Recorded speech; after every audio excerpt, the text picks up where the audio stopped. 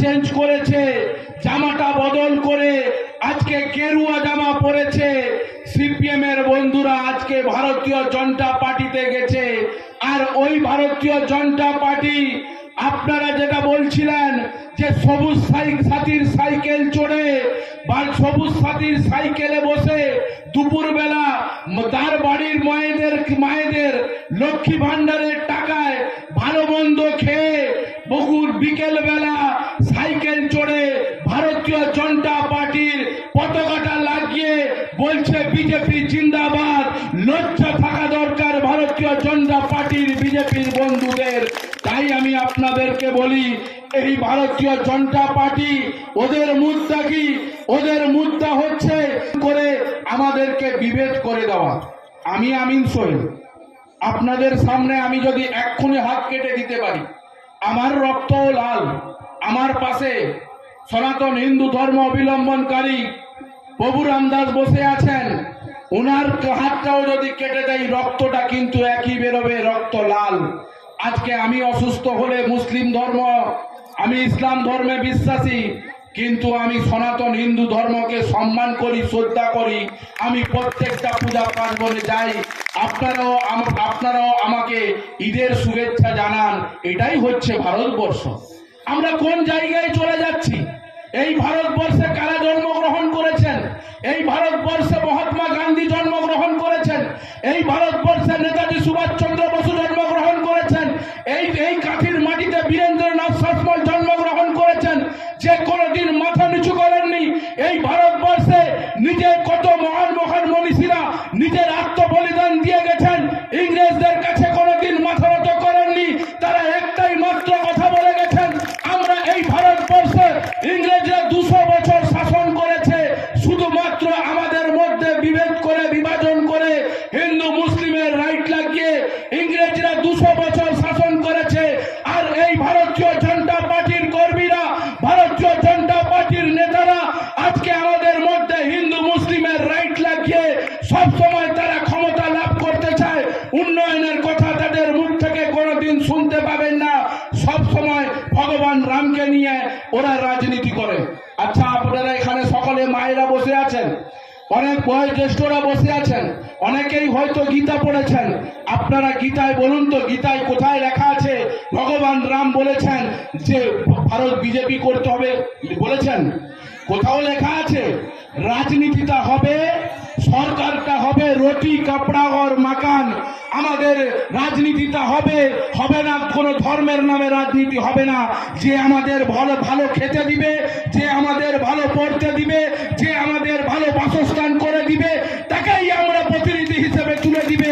যারা আমাদেরকে ধর্মের নামে বিভেদ করে, আমাদের এলাকায় সন্ত্রাস সৃষ্টি করে, তাদেরকে আমাদেরকে উৎখাত করতে হবে। তাই বলি বন্ধু, আপনারা সকলে ঐক্যবদ্ধ হন, বাড়ি বাড়ি যান। নেত্রী মমতা ব্যানার্জি জন্মালে শিশু সতী, মারা গেলে সমবেতী, তার মধ্যেখানে 72টা 74টা প্রকল্প। আপনার বাড়ির মেয়েটা যখন কলেজে পড়তে যাচ্ছে কন্যাশ্রীর টাকাটা পাচ্ছে। আপনার বাড়ির মেয়ের যখন বিয়ের বয়স হচ্ছে ব্লক অফিসে গিয়ে দরবার করলে রূপশ্রীর টাকাটা পাচ্ছে। আপনার ঘরের মেয়েটা বিজেপি, তৃণমূল কংগ্রেস, সিপিএম সকলের বাড়ির মায়েরা লক্ষ্মী ভান্ডার পাচ্ছে, বার্ধক্য ভাতা পাচ্ছে, সমুদ্র সাথী প্রকল্পের পাচ্ছে, কৃষক বন্ধু পাচ্ছে। কোনো উন্নয়ন বাদ দেয়নি মমতা ব্যানার্জি। মনে রাখবেন মায়েরা, এই মমতা ব্যানার্জি সরকার যদি না থাকে, এই তৃণমূল কংগ্রেস যদি না থাকে, বিজেপির সরকার, বিজেপির নেতা নেত্রীরা এখন থেকে বলা শুরু করে দিয়েছে, আমরা যদি ক্ষমতায় আসি লক্ষ্মী ভান্ডার সব থেকে প্রথম বন্ধ করব। তাই আমি আপনাদেরকে বলি, মমতা ব্যানার্জি যতদিন আছে, মমতা ব্যানার্জি যতদিন আছে, আমার মায়েদের বেতন কোনোদিন বন্ধ করবে না। মমতা ব্যানার্জি যতদিন আছে কৃষক বন্ধু বন্ধ হবে না। মমতা ব্যানার্জি যতদিন আছে স্বাস্থ্য সাথী বন্ধ হবে না। মমতা ব্যানার্জি যতদিন আছে সমুদ্র সাথী বন্ধ হবে না। মমতা ব্যানার্জি যতদিন আছে জন্মালে শিশু সাথী, মারা গেলে সমবেতী, তার মধ্যখানে 70-72টা প্রকল্প কোনোদিন আপনাদের ঘরের লোকেরা বঞ্চিত হবে না। এইটুকু কথা দিয়ে যেতে পারি। আমরা তো পঞ্চায়েতে ক্ষমতায় নেই, তাই তো? আমরা 8 নম্বর মাজলাপুর অঞ্চলে ক্ষমতায় নেই, ভারতীয় জনতা পার্টি ক্ষমতায় আছে। সারা পশ্চিম বাংলায় তৃণমূল কংগ্রেস ক্ষমতায় আছে। শুধু কাঁথি এক পঞ্চায়েত সমিতি, 5টা অঞ্চল বিজেপি ক্ষমতায় আছে।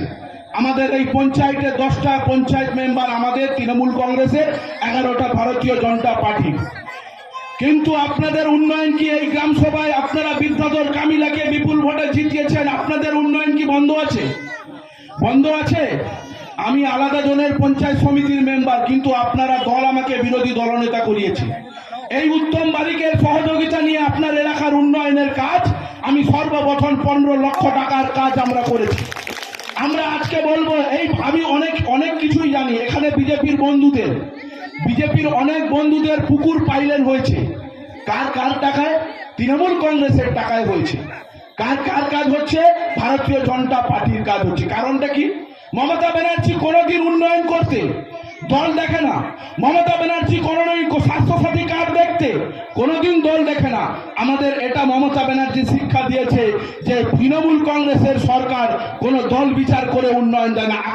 বিগত দিনে আপনারা দেখেছেন, সিপিএম এর সরকার যখন ছিল, আপনাদের যদি কোনো উন্নয়ন নিতে হয়, আপনাদের যদি একটা বাড়ি দিতে হয়, তাহলে তাদের যে পার্টি ওয়ার্কার একদম নিচু তলা থেকে উপর তলা অবধি তাদের সোর্স না হলে আপনারা পেতেন আপনারা? কেউ পেতেন না। তারা যদি চিঠিটা না লিখে দিত, কেউ পেত না। সেই মানুষগুলো আজকে ভারতীয় জনতা পার্টিতে নাম লিখিয়েছে। তাই আপনাদেরকে সচেতন হতে হবে।